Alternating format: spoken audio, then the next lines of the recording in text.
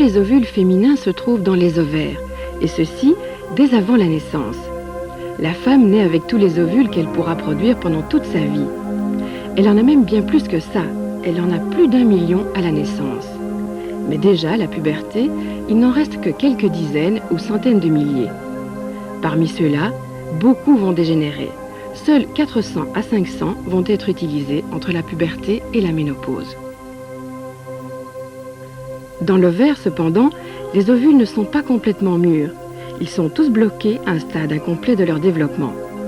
Et la dernière étape de maturation vers l'ovule mûr, fécondable, ne se fait chaque mois que dans une cellule à la fois. C'est le rythme menstruel de la femme qui culmine au 14e jour du cycle par l'ovulation, la libération d'une cellule prête à être fécondée.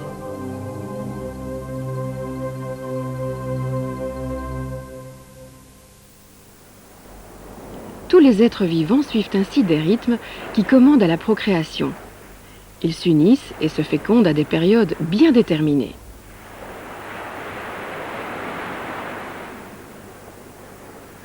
Ces coraux, par exemple, au large des côtes australiennes, ils sont formés d'une colonie de dizaines de milliers d'organismes, et pourtant, tous libèrent leurs œufs dans l'eau de mer en même temps, comme s'ils ne formaient qu'un seul corps.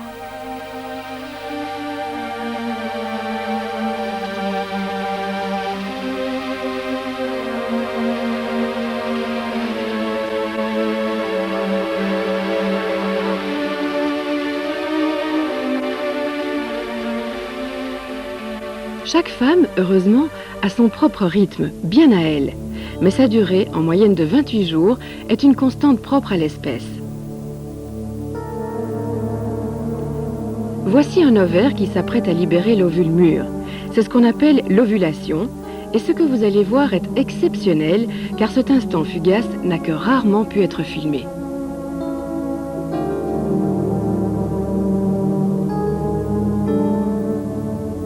En fait, l'ovule ne sort pas seul.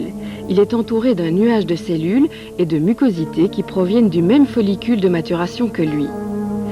C'est dans ce magma que se trouve l'ovule. Il mesure 1/10 de millimètre et se trouve dans son follicule comme un pépin dans un grain de raisin.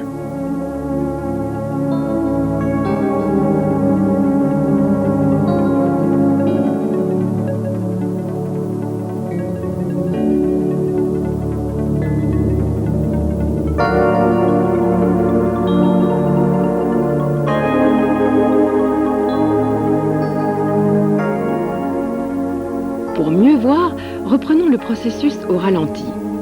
Cette grosse forme ronde, c'est l'ovule.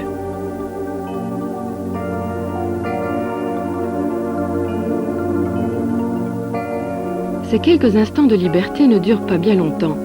L'ovule est aussitôt capté par les franges de la trompe utérine pour commencer sa progression vers l'utérus.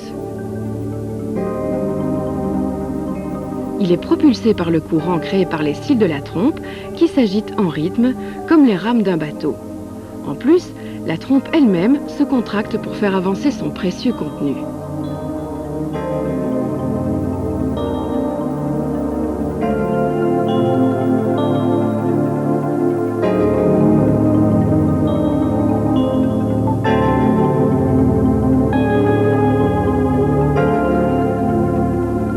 Ces images remarquables représentent un tour de force technique réussi par les scientifiques suédois et japonais qui nous offrent ces images inédites du voyage de l'ovule comme on n'aurait pas imaginé pouvoir les observer.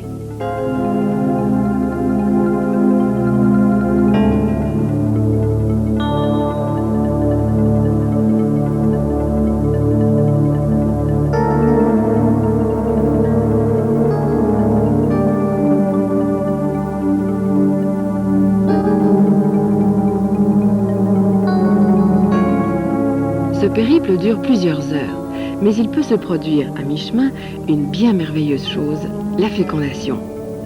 C'est en général ici que cela se passe, dans cette zone élargie de la trompe qu'on appelle l'ampoule.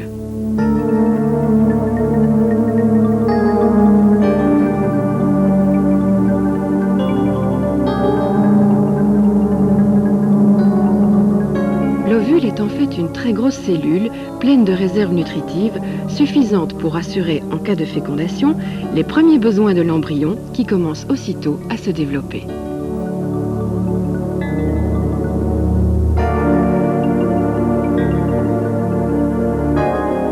Tout autour se trouve une couronne de cellules satellites qui lui apportent des éléments nutritifs supplémentaires et qui se chargent d'évacuer ses déchets. C'est donc bien toute une cour qui se déplace ainsi avec la reine des cellules.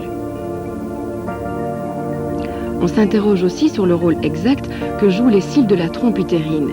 Il n'est pas exclu qu'en dehors de leur action purement mécanique de transport, ils communiquent avec l'ovule pour échanger avec lui des informations.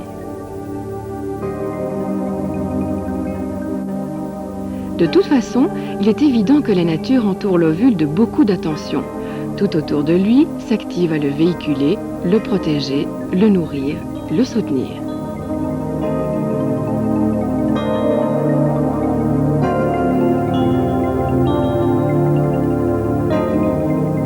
Voici, saisies par la caméra sous microscope, les cellules entourant l'ovule et échangeant avec lui de la nourriture par leurs extensions.